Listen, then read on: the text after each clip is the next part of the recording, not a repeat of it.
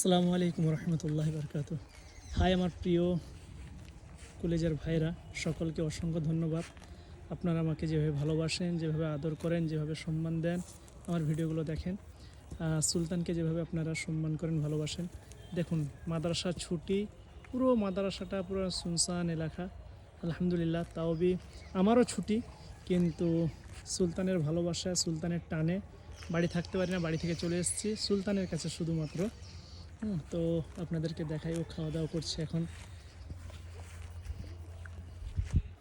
কি করব, সুলতানের ভালোবাসা বাড়িতে থাকতে দেয় না। ও একটা অন্যরকম একটা ভালোবাসা, অন্যরকম একটা ও আমার চাহিদা।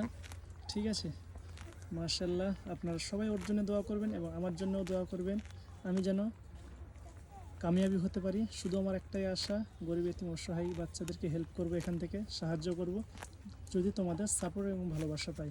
আসসালামু আলাইকুম।